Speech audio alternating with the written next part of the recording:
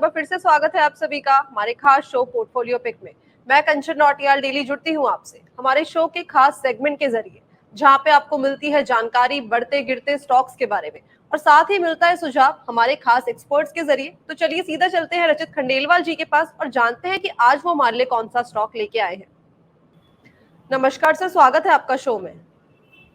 नमस्कार मैम, सभी दर्शकों को भी नमस्कार and thank you for calling me on the show. जी सर, आज कौन सा स्टॉक लेके आए हैं हमारे व्यूअर्स के लिए जो आने वाले टाइम पर उनको अच्छा खासा मुनाफा दे सकता है? देखिए, आज जो मैं स्टॉक लेकर आया हूँ वो हमारे सारे वेटरन इन्वेस्टर्स और ट्रेडर्स ने जरूर सुना होगा और बहुत सारे ऐसे लोग भी इस ब्रांड के बारे में जानते हैं जो स्टॉक मार्केट से रिलेशन नहीं रखते। The name is Voltas. जी, तो आज जो सर स्टॉक लेके आए हैं वो है वोल्टा। सर, कंपनी के बेसिक्स के बारे में अगर हम जानना चाहें तो एक बार आप बताएंगे सारे के सारे व्यूअर्स को? देखिए, it's a Mumbai based company and it was incorporated in 1954। बहुत स्ट्रॉन्ग पेरेंटेज है इस कंपनी की। टाटा ग्रुप की ही ये कंपनी है और ये इलेक्ट्रोमैकेनिकल प्रोजेक्ट्स एंड सर्विसेज भी हैंडल करने में एक्सपर्टी रखते हैं। मैकेनिकल रेफ्रिजरेशंस एंड स्नोइंग में भी इनका बहुत ज़्यादा स्ट्रॉन्ग हाथ है। वाटर ट्रीटमेंट और अलग किस्म के इंजीनियरिंग प्रोडक्ट्स भी ये बहुत अच्छी तरीके से बनाते हैं। इनका आज के time mining and construction products में भी ये फोरे कर चुके हैं, तो वहाँ भी एक बहुत स्ट्रॉन्ग हैंड है।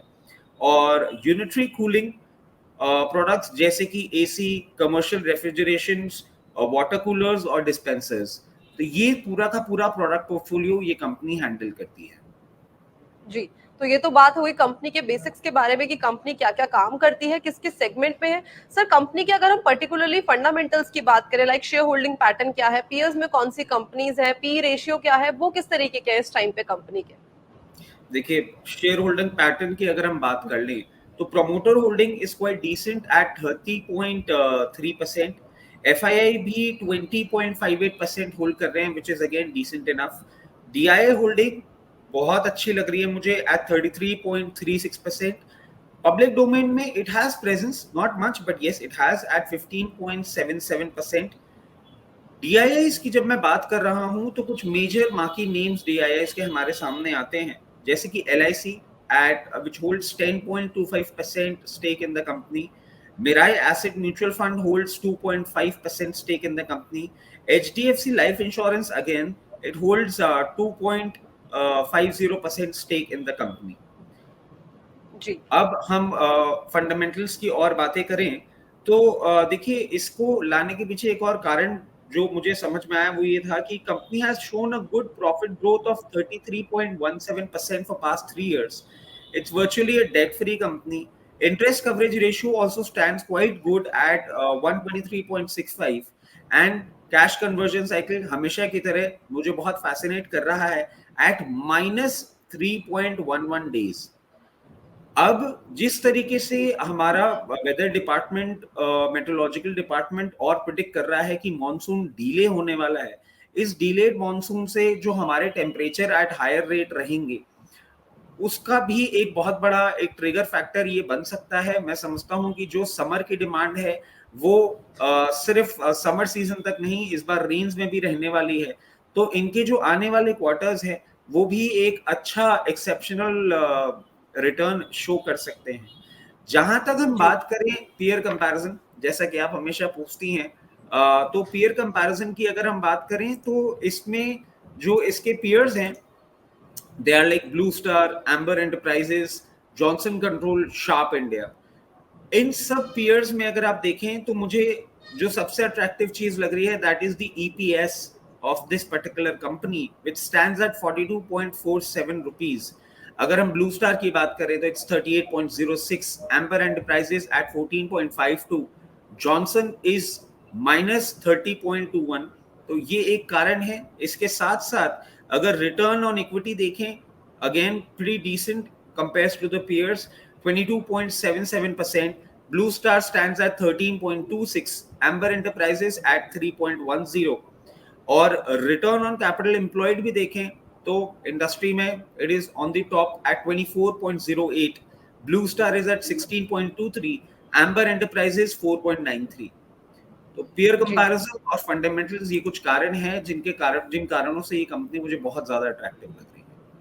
जी, तो कंपनी के सारे फंडामेंटल्स के बारे में सर ने बता दिया, साथ में जो इसके पीयर कंपैरिजन में कंपनी अभी है, उसके बारे में सर ने डिटेल दे दी और क्या सर का रीजन है इनके पीयर कंपैरिजन के बेसिस पे कि इस कंपनी को सर लेके आए हैं। अब अगर हम बात करें कंपनी के लेवल्स की, क्या ये सही टाइम पे होगा बाइंग इनिशिएट करने का या हमें थोड़ा-सा वेट करना है किसी पर्टिकुलर लेवल्स के आने का? देखिए, मैं समझता हूँ करंट लेवल्स बहुत अट्रैक्टिव हैं और इन लेवल्स पे हम इस कंपनी में पोजीशन इनिशिएट कर सकते हैं एट 803 रुपीज, क्वाइट डिसेंट। और मेरे को ये लेवल इतने अट्रैक्टिव लग रहे हैं कि यूजुअली जो मैं बाय एंड बाय मोर का स्प्लिट जनरेट करता हूँ उसमें I would suggest that 60% of the amount that you want to invest into this company you should do it right away. Along with this, जो buy more का हमारा level है that stands eight 740, 740 रुपए, वहां पे आप रिमेनिंग 40% अपना deploy कर सकते हैं। जहां हम टारगेट्स की बात करते हैं, टारगेट्स पहला होगा 870, 870 रुपए, दूसरा होगा 980, 980 रुपए और तीसरा टारगेट होगा 1040, 1040। ये टारगेट्स मैं समझता हूं आने वाले 2 से 3 क्वार्टर में बहुत कंफर्टेबली हिट हो जाएंगे और इनके होने के बाद आपके चैनल के माध्यम से हम दर्शकों को और फर्दर टारगेट्स या गाइडेंस इस पर्टिकुलर काउंटर में देते रहेंगे। जी, तो सर ने कंपनी के बारे में ए टू जेड सब कुछ बता दिया है, चाहे वो टेक्निकल तौर पे हो, चाहे वो लेवल्स हो, चाहे वो टारगेट्स हो, चाहे वो टाइम ड्यूरेशन हो टारगेट के हिट होने का। इसके अलावा कोई और इन्फॉर्मेशन सर आप शेयर करना चाहते हैं? देखिए, एक डिस्क्लेमर हमेशा की तरह, investments in equity markets are subject to market risk. Please consult your financial advisor before making any investments. Along with this, there is a possibility that in my account, in my immediate family account or in my client account, we might have positions of Voltas in those accounts. जी, thank you so much sir आपका हमारे show में आने के लिए, बढ़िया जानकारी, बढ़िया स्टॉक सजेस्ट करने के हमारे व्यूअर्स को। Thanks a lot sir. Thank you.